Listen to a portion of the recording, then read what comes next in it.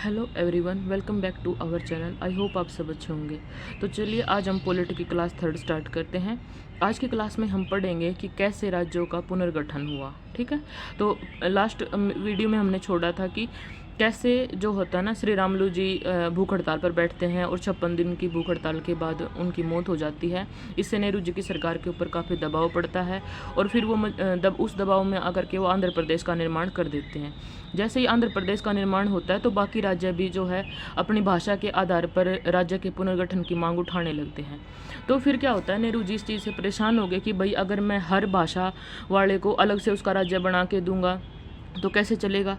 तो फिर वो क्या करते हैं, वो एक सुप्रीम कोर्ट के रिटायर्ड जज थे, तो उनके पास जाते हैं। उनका नाम था फजल अली। ठीक है, तो फजल अली जी को बोलते हैं कि सर आप संभालिए इस चीज़ को, और कैसे भी करके। अब देखो सुप्रीम कोर्ट के जो जज होते हैं आपको पता ही है ना, सबसे ज़्यादा ब्रिलियंट माइंड होते हैं वो।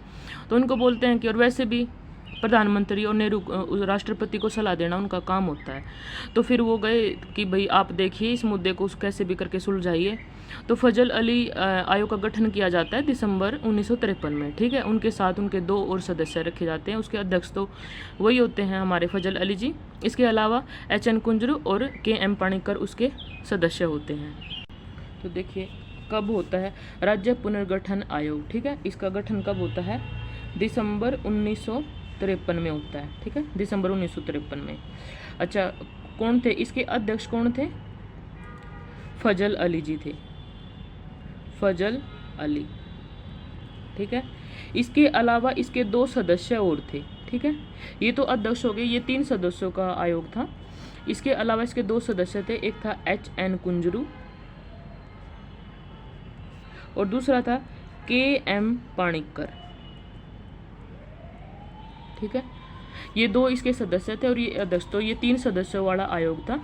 इसको बिठाया जाता है कि आप देखिए कि कैसे राज्यों का पुनर्गठन होना चाहिए। ठीक है, तो 1956 में ये अपनी रिपोर्ट प्रस्तुत करते हैं। 3 साल बाद 1956 में अपनी रिपोर्ट देते हैं। उस रिपोर्ट में ये कहते हैं कि जो राज्यों का पुनर्गठन है ना, वो भाषा के आधार पर, अब किस मुद्दे पर बैठा था ये कि राज्यों का पुनर्गठन भाषा के आधार पर होना चाहिए या नहीं, यही मुद्दा था ना इसका। तो ये अपनी सिफारिशों में क्या बोलता है कि जो भाषा है वो मुख्य आधार हो सकती है राज्य के पुनर्गठन का। ठीक है, क्या हो सकती है, मुख्य आधार हो सकती है, मेन कारण हो सकता है, बट एक राज्य और एक राज्य एक भाषा का सिद्धांत मान्य नहीं होगा। ठीक है, इसने ये बोला।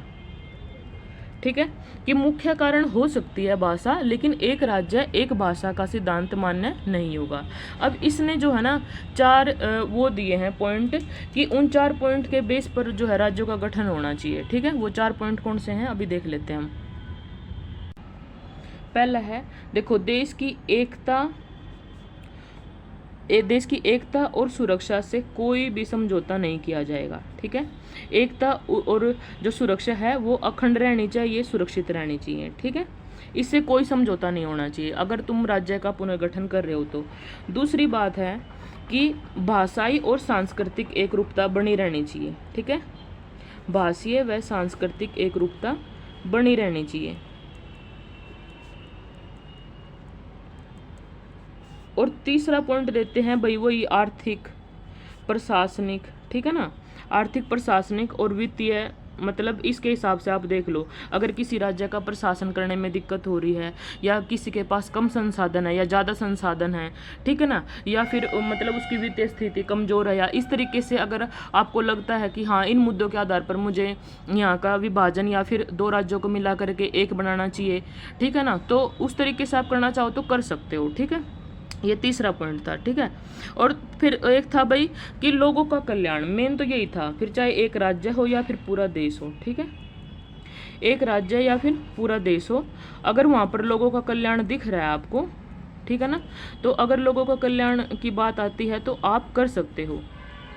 ठीक है ना, ये 4 पॉइंट सुझाए उन्होंने फजल अली आयोग ने, कि इन 4 बेसिस पे देखो हमारी जो एकता और सुरक्षा है उस पर कोई आंच नहीं आनी चाहिए। ठीक है, और जो भाषा और सांस्कृतिक एकता जो हमारे देश का सबसे ज़्यादा मेन, मतलब जिसको विशेषता बोला जाता है ना, कि मतलब बहुत सारे हम विविधता में एकता, ये बात बोली जाती है ना हमारे देश के लिए कि इतना ज़्यादा कल्चरल विविधता है फिर भी एक बना हुआ है, तो उसको भी आंच नहीं आनी चाहिए, वो भी बनी रहनी चाहिए।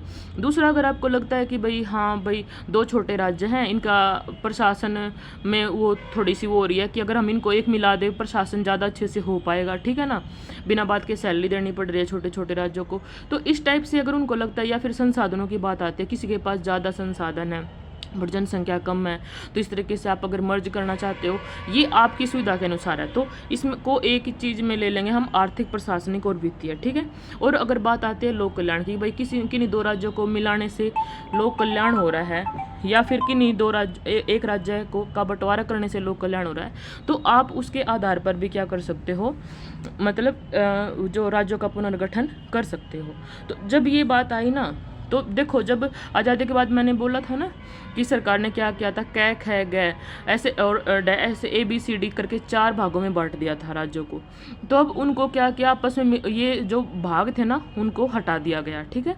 और मिला करके 1 नवंबर 1956 को 1 नवंबर 1956 को क्या होता है, 14 राज्य और 6 UT। आपसे ये पूछेगा कि सबसे पहले जब भारत में राज्यों का पुनर्गठन हुआ 1 नवंबर 1956 को, तो हमारे यहाँ कितने राज्य और कितने केंद्र शासित प्रदेश थे, ये क्वेश्चन बहुत बार देखा गया है, ठीक है। तो आप क्या बोलेंगे, 14 राज्य और 6 UT, 6 केंद्र शासित प्रदेश थे हमारे यहाँ पर, ठीक है। 14 राज्य और 6 UT, ये क्वेश्चन है और बार बार रिपीट होने वाला क्वेश्चन है, ठीक है। तो इस तरीके से क्या होता है ना कि मर्ज कर दिया जाता है, कुछ को मर्ज कर दिया जाता है, ठीक है, जो भाग कै ख गै डै में बांटे हुए थे। चलिए अब ना एक एक करके बात करते हैं, एक एक करके स्टेट का थोड़ा थोड़ा मोटा ओवरव्यू दे देती हूँ आपको। सबसे पहले हम देखते हैं कि महाराष्ट्र और गुजरात कैसे बने।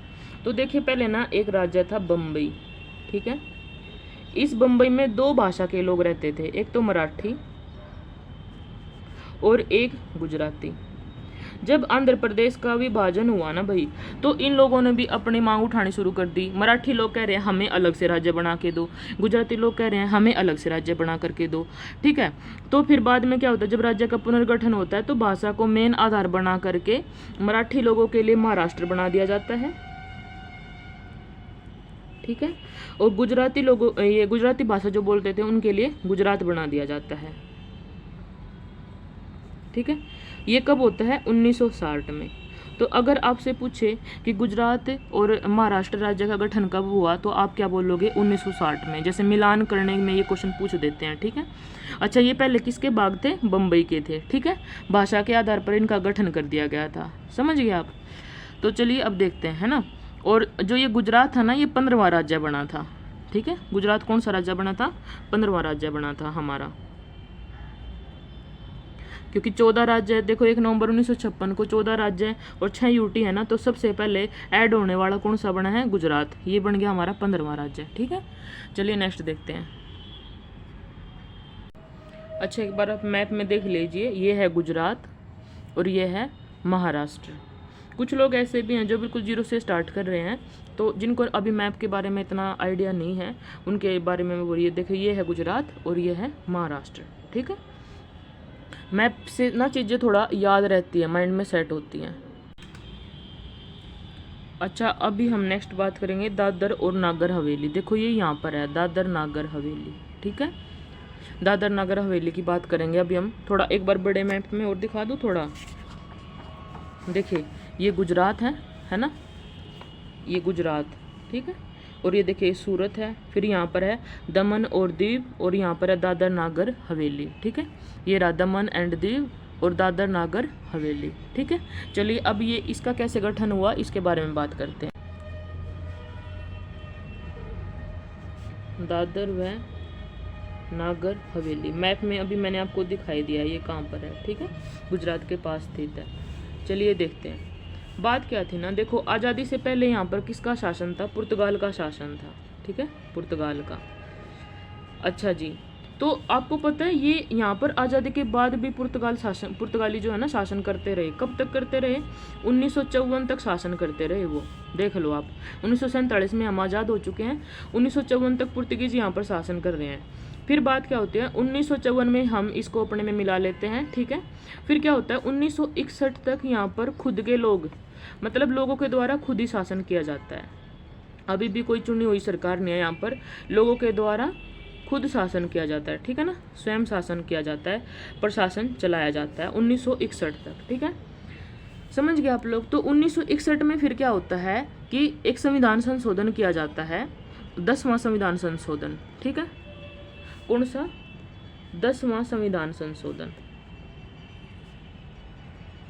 संविधान में संशोधन होंगे ना भाई, जैसे जैसे देखो एक संविधान बना दिया, अच्छा जी अब देखो आप, तो क्या होता है ना, हमारा संविधान ऐसा नहीं है कि बिल्कुल उसमें अगर भाई देखो कोई कुछ प्रॉब्लम आई आगे जा करके, तो ये प्रावधान किया हुआ है हमारे जो संविधान बनाने वाले थे कि अगर बहुत ज़्यादा प्रॉब्लम आ जाती है या फिर कोई ऐसा कानून आपको लगता है कि बनाना चाहिए, तो संविधान संशोधन करके, संविधान में संशोधन करके हम वो कानून बना सकते हैं, ठीक है। तो देखो 10वां संविधान संशोधन हुआ, और हाँ तो कब हुआ था ये?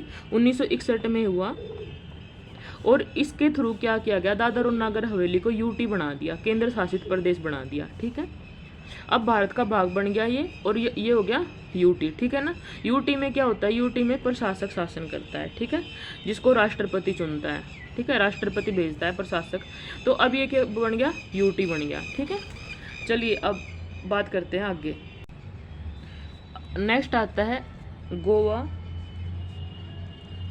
और दमन दीव। अभी मैंने आपको मैप में दिखाया था ना, दादर नागर हवेली के पास ही थे, और वहीं आसपास में ही गोवा है, ठीक है। गोवा, दमन व दीव। यहाँ पर भी पुर्तगाल का ही शासन था, पुर्तगाली छोड़ के नहीं दे रहे थे इसको। फिर क्या होता है, पुलिस कार्रवाई की जाती है यहाँ पर, ठीक है।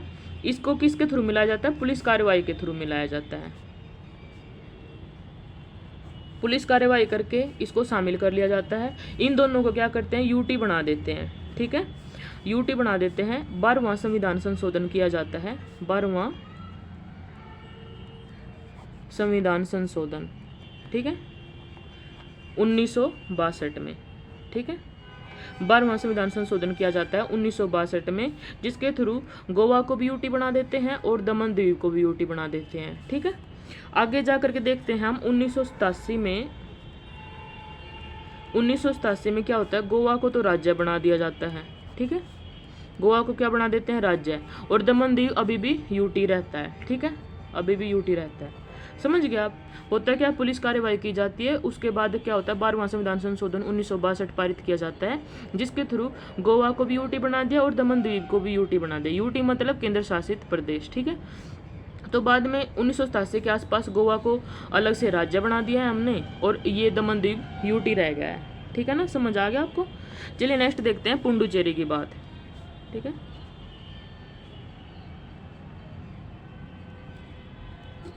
अब पुडुचेरी कैसे बना, इसके बारे में देखते हैं। पुडुचेरी बना कैसे था, देखिए पुडुचेरी जो है 4 जगहों को मिला करके पुडुचेरी बनाया गया था। एक था पुडुचेरी, दूसरा कराईकल, तीसरा माहे, और चौथा आता है यनम। ये क्वेश्चन में पूछा जाता है कि पुडुचेरी में कौन कौन से शामिल है, तो आप क्या बोलोगे, पुडुचेरी, कराईकल, माहे और यनम। इन 4 को मिला करके पुडुचेरी का गठन किया था। किन्होंने किया था, फ्रांसीसियों ने किया था, ठीक है ना। यहाँ पर फ्रांसीसियों का शासन था। तो 1954 में फ्रांसीसी क्या करते हैं, इसको भारत को सौंप देते हैं, ठीक है। 1954 में देखो, ये भी आज़ादी के बाद ही सौंप रहे हैं, पहले यहाँ शासन चल रहा था। तो 1954 में भारत को सौंप देते हैं, और 1954 तक फिर उसके बाद ये क्या रहता है, अधिगृहित क्षेत्र बन जाता है। क्या बनता है, अधिगृहित क्षेत्र, अधिगृहित क्षेत्र बन करके रहता है, ठीक है। अच्छा जी, फिर क्या होता है, 14वां संविधान संशोधन होता है 1962 में। 1962 में 14वां संविधान संशोधन होता है,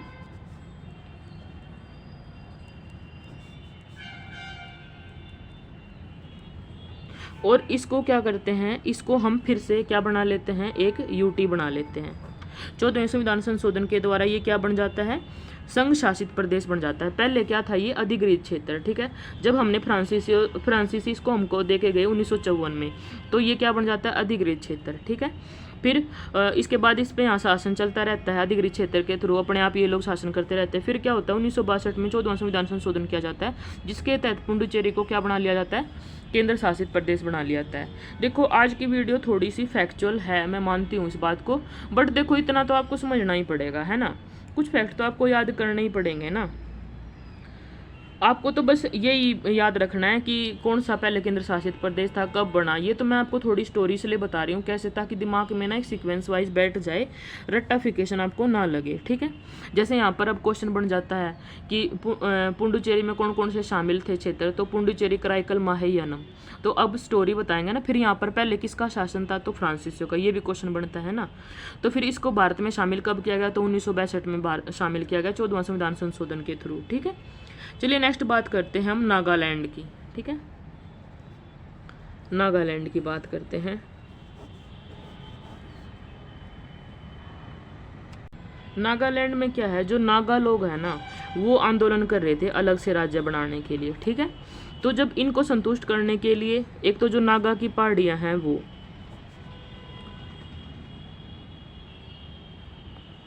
ठीक है, नागा पहाड़ियां, और दूसरा जो असम के बाहर ना एक क्षेत्र आता है,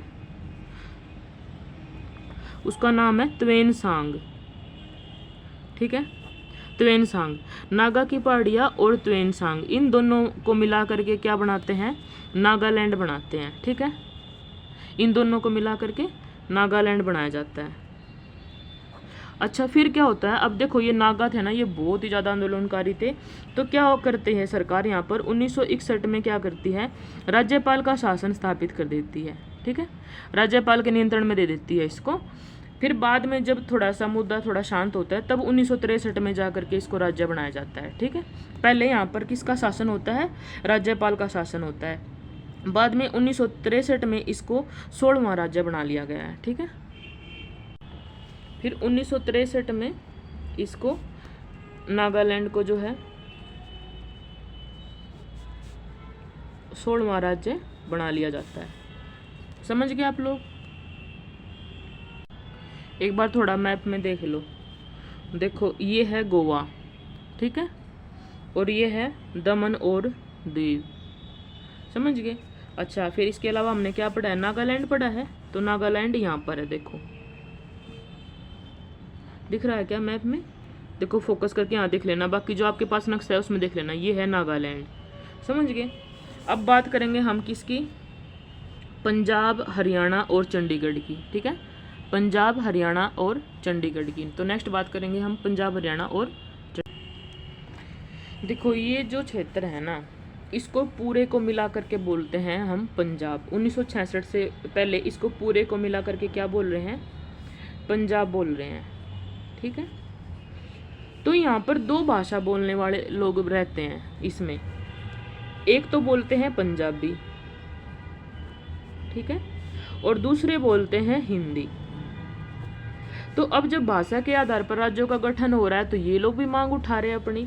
यहाँ पर सबसे पहले मांग किसने उठाई है, देखो अकाली दल के एक नेता थे मास्टर तारा सिंह, ठीक है। अकाली दल के नेता थे मास्टर तारा सिंह।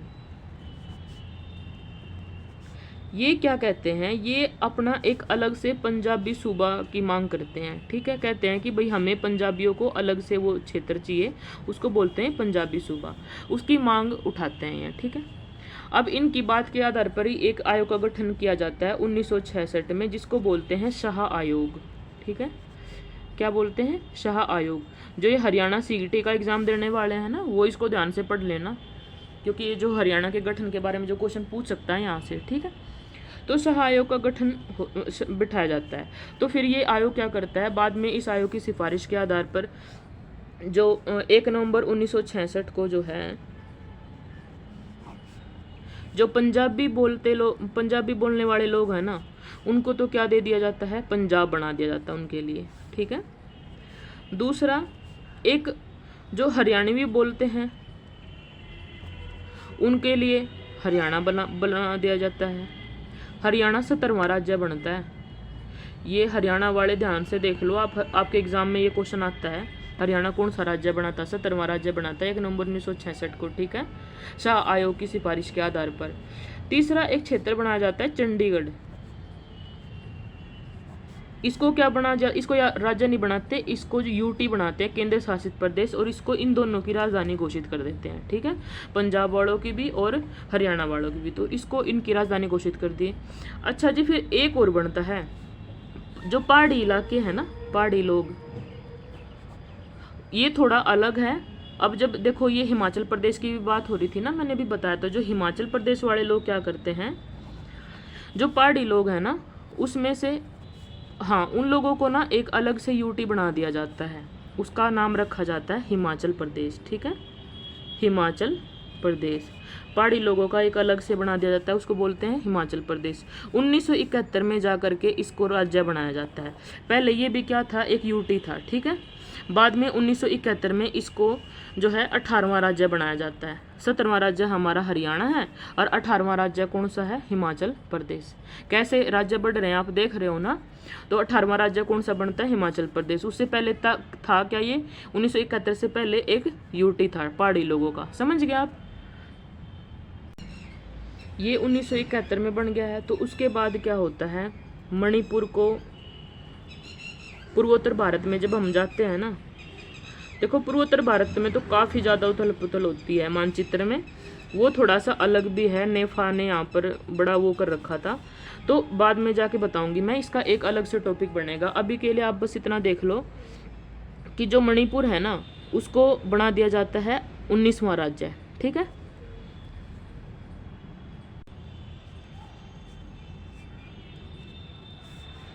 और त्रिपुरा को 20वां राज्य बना दिया जाता है, ठीक है, त्रिपुरा को 20वां राज्य, और मेघालय को 21वां राज्य बना दिया जाता है, ठीक है, मणिपुर को 19वां, त्रिपुरा को 20वां और मेघालय को 21वां राज्य बना जाता है। इस तरीके से अब भारत में कितने राज्य बन चुके हैं, 21 बन चुके हैं ना। अच्छा, जो मिजोरम और अरुणाचल प्रदेश है ना, ये नॉर्थ ईस्ट की बात हो रही है भाई, जो मिजोरम व अरुणाचल प्रदेश हैं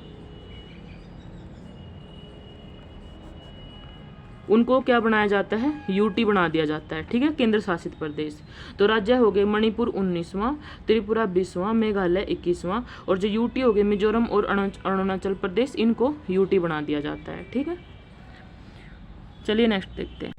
अब ये देखिए, ये जो मिजोरम है ना, अभी जो यूटी बना है, यहाँ पर क्या होता है, राजद्रोह स्टार्ट हो जाता है, ठीक है, राजद्रोह हो गया। बाद में 1986 में जा कर के भारत सरकार और मिजो नेशनल फ्रंट, भारत सरकार व मिजो नेशनल फ्रंट के बीच में समझौता होता है, ठीक है, 1986 में। और उसके बाद क्या होता है, 1987 में मिजोरम को 23वां राज्य बना दिया जाता है, ठीक है, 1987 में। जो 22वां राज्य है वो सिक्किम बनता है, और सिक्किम कैसे बनता है ये मैंने जो सेकंड वीडियो है ना उसमें बताई थी, ठीक है। फिर 23वां राज्य कौन सा बन जाता है, 23वां बनता है मिजोरम, ठीक है, और 24वां बनता है अरुणाचल प्रदेश, ठीक है, और 25वां बनता है गोवा। ये 1987 की बात है, मैंने बताया था ना कि 1987 से पहले इसको हम क्या रखेंगे, यूटी, फिर 1987 में गोवा को क्या बना दिया जाएगा, राज्य बना दिया जाएगा, ठीक है। तो इस तरीके से अब हमारे कितने राज्य हो चुके हैं, 25 राज्य हो चुके हैं, ठीक है। चलिए अब बात आती है छत्तीसगढ़, उत्तराखंड और झारखंड की, ये कैसे बने, ठीक है, कौन कौन से, एक तो छत्तीसगढ़,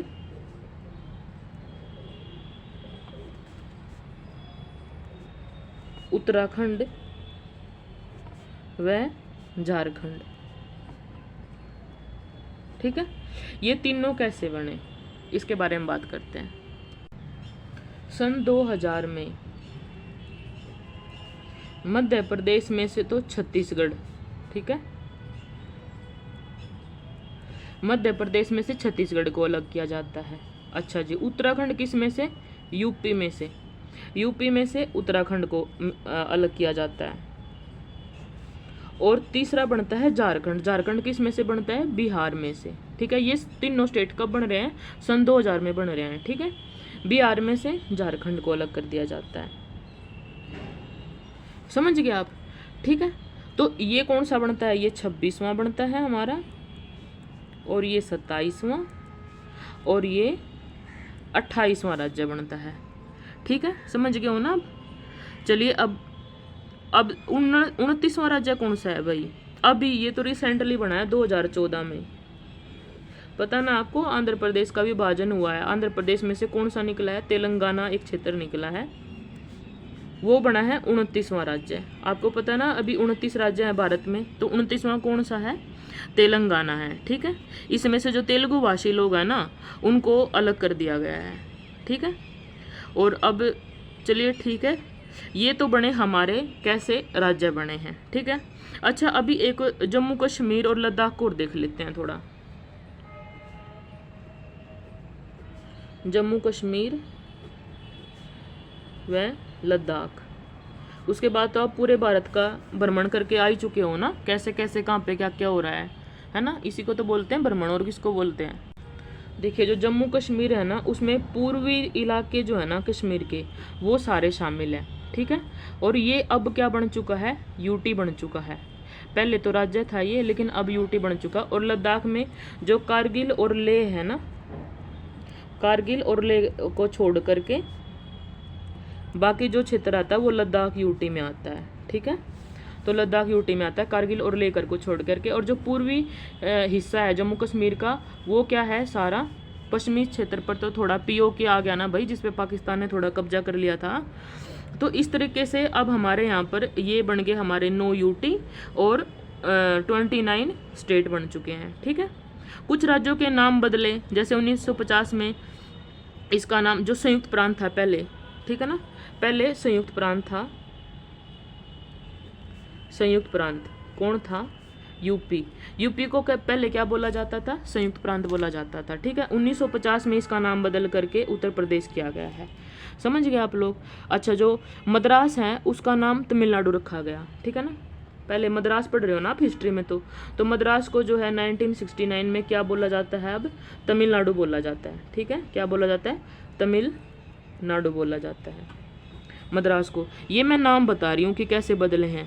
अच्छा, पहले एक राज्य होता था मैसूर, ठीक है। अब वो क्या है? मैसूर को अब क्या बोलते हैं हम? कर्नाटक बोलते हैं। क्या बोलते हैं? मैसूर को कर्नाटक बोलते हैं। 1973 में इसका नाम बदला गया है, ठीक है।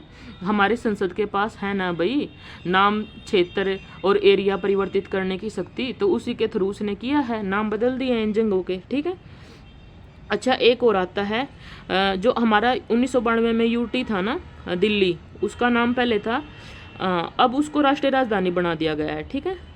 69वां संविधान संशोधन हुआ था, ये बहुत बार क्वेश्चन में पूछा जाता है। 69 संविधान संशोधन हुआ कब? 1991 में हुआ 69 संविधान संशोधन, जिससे जो दिल्ली है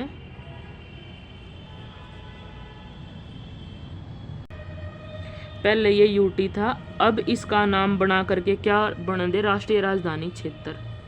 राष्ट्रीय राजधानी क्षेत्र, राष्ट्रीय राजधानी क्षेत्र, ठीक है। ये इसका नाम बना दिया अब 1992 से, ठीक है। 1991 में संविधान संशोधन किया गया, 69वां संविधान संशोधन 1991, और 1992 में जो यूटी थी हमारी दिल्ली, उसको राष्ट्रीय राजधानी क्षेत्र घोषित कर दिया गया। ये तो वेरी वेरी इंपॉर्टेंट क्वेश्चन है, बहुत बार पूछा जाने वाला क्वेश्चन है, पीसीएस का भी फेवरेट है और मुझे लगता है वनडे एग्जाम्स का भी, ठीक है। तो चलिए, अभी हमने आज की वीडियो में हमने सारे जो बचा सिक्किम मैंने आपको सेकंड क्लास में कराया आई थिंक, ठीक है, कैसे बना था सिक्किम। तो आज हमारा जो राज्यों का पुनर्गठन है वो कंप्लीट हो चुका है, और हम अब मिलेंगे हम नेक्स्ट वीडियो में, ठीक है। तो okay, good luck, good study, thank you so much. अब कल से हम जो ना फंडामेंटल राइट पढ़ाएंगे, ठीक है, भाग 2 पे आ जाएंगे फंडामेंटल राइट पे, ठीक है। ओके।